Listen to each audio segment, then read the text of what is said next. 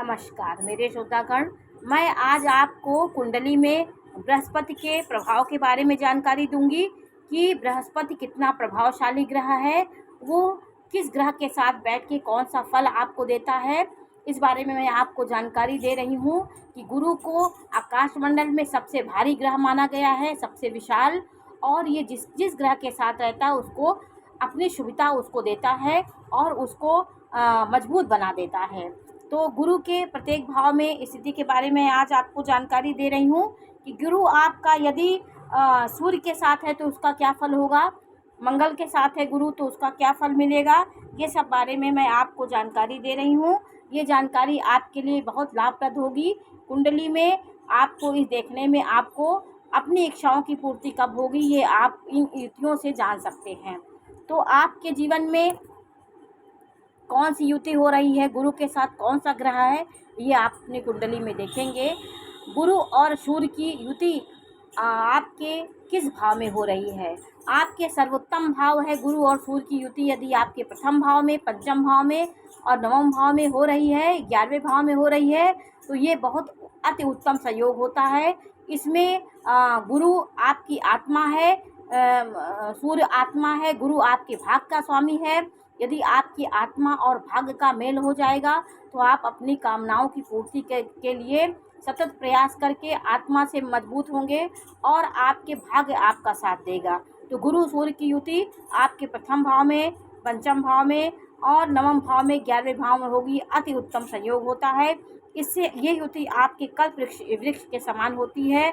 ये युति आपको सभी सुखों को देने वाली और आप अपने कर्तव्य से अपने भाग्य को बनाने वाले व्यक्ति होंगे और भाग्य आपका साथ देता है। ये युति अत्यंत श्रेष्ठ होती है। इन युतियों में जन्म लेने वाला व्यक्ति की इच्छाएं जरूर पूरी होती हैं। और आपका यदि बुध और शुक्र, बृहस्पति और शुक्र की युति है तो बृहस्पति शुक्र की युति जैसे इसकी युति हुई तो बृहस्पति और शुक्र की युति द्वितीय भाव में, प्रथम भाव में, चतुर्थ भाव में, नवम भाव में और 11वें भाव में। यदि स्वराशि का गुरु है या मित्र राशि में है तो ये अति उत्तम संयोग होता है। आपके शुक्र और गुरु की युति, शुक्र और गुरु की युति जो है आपके प्रथम भाव में, आपके द्वितीय भाव में, चतुर्थ भाव में, नवम भाव में, 11वें भाव में ये युति होगी। तो ये युति आपको कल्प वृक्ष के समान अत्यंत श्रेष्ठ फल देने वाली यह युति होती है। इसमें ये लक्ष्मी योग भी होता है। आपको लक्ष्मी की कमी नहीं होती क्योंकि शुक्र लक्ष्मी है, गुरु नारायण है, तो दोनों की कृपा आपके जीवन में प्राप्त होगी। आपके जीवन में कौन सी युति आपको क्या दे, आपकी कुंडली में आपको देखना पड़ेगा। आपके बृहस्पति और बुध की युति कहीं पे हो तो आपको ये सफल शिक्षक बनाती है। बुद्धि का देवता कुमार ग्रह यदि आपके गुरु के साथ हो जाए तो वो कितना परिपक्व हो जाएगा। शिक्षक के साथ कुमार का होना निरंतर उसकी वृद्धि होती रहेगी और ये रुद्र योग होता है। इस योग में जन्म मिलता है तो शिक्षा के क्षेत्र में बहुत व्यक्ति आगे जाता है।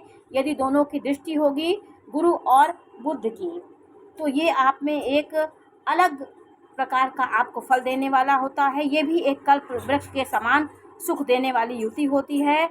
गुरु और बुध की युति आपके प्रथम भाव में, पंचम भाव में, नवम भाव में, 10वें भाव में कहीं पर भी हो तो ये आपको कल्प वृक्ष के समान फल देने वाली होती है। शुभ भाव में इसकी युति आपको कल्प वृक्ष के समान सुख देने वाली होती है। और यहीं पर मंगल और सूर्य की युति, मंगल और गुरु की युति आप कहीं पर भी आपके तृतीय भाव में हो जाए, प्रथम भाव में हो जाए, नवम भाव में हो जाए, दसम भाव में, 11वें भाव में आपकी मंगल और गुरु की युति हो जाए तो आपको श्रेष्ठ फल देने वाली होगी। मंगल गुरु की युति, मंगल पराक्रम है, गुरु ज्ञान है। आपका ज्ञान पराक्रम में जाएगा। पराक्रम ज्ञान के लिए उद्देश्य से आप पराक्रम करेंगे।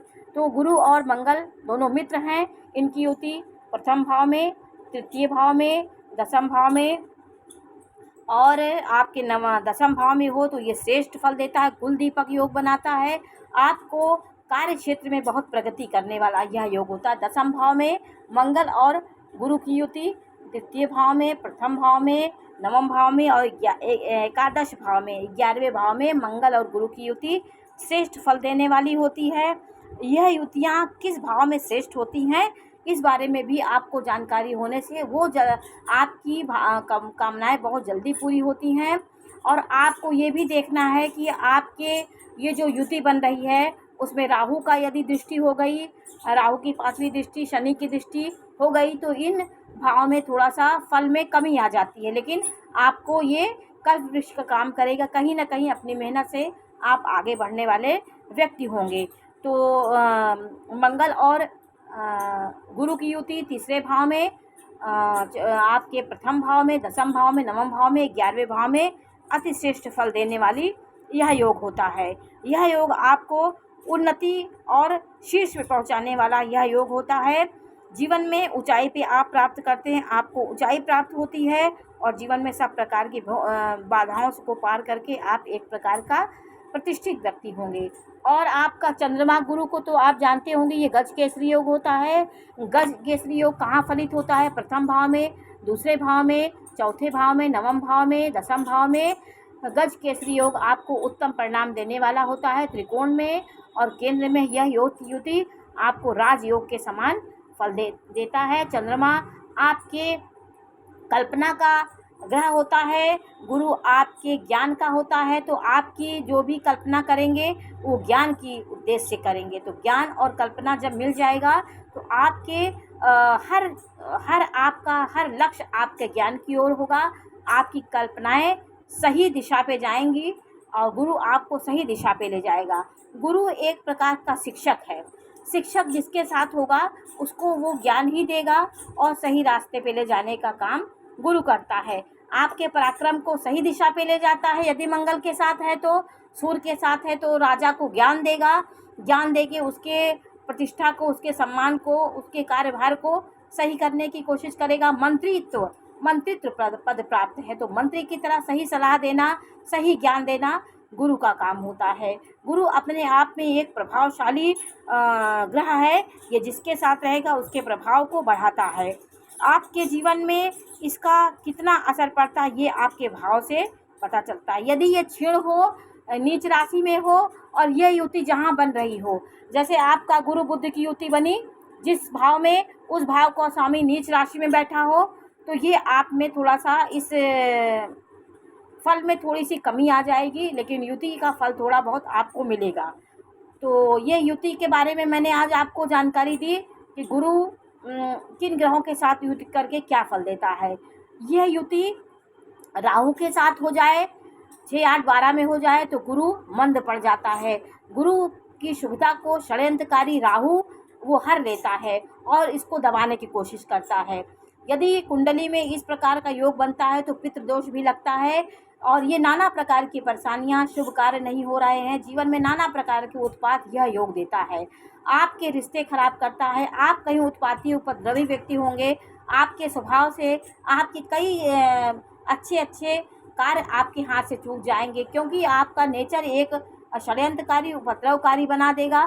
तो आप षड्यंत्रकारी होंगे तो कई फलों को प्राप्त करने में आप पीछे रह जाएंगे। इसलिए गुरु के महत्व को समझ के, यदि गुरु इस स्थिति में हो, केतु के साथ, राहु के साथ, शनि के साथ है, तो आपको गुरु के पोजीशन को बढ़ाने के लिए गुरुओं की सेवा करनी चाहिए। आपकी कुंडली में यदि राहु के साथ है तो आप मंदिर में आपको बहुत जाना है। मंदिर जितना आप जाएंगे उतना आपके गुरु ग्रह मजबूत होगा। मंदिर में जाके पुजारी का पैर छूइए और उनको केला दान करिए, पीले वस्तुओं का उन्हें दान करिए, पीला वस्त्र दान करिए, पीली चीज़ों का आप दान करिए, पीला लड्डू बनवाइए बेसन का, जितना पीले और पीला पुष्प चढ़ाइए तो आपके गुरु में थोड़ी सी मजबूती आएगी।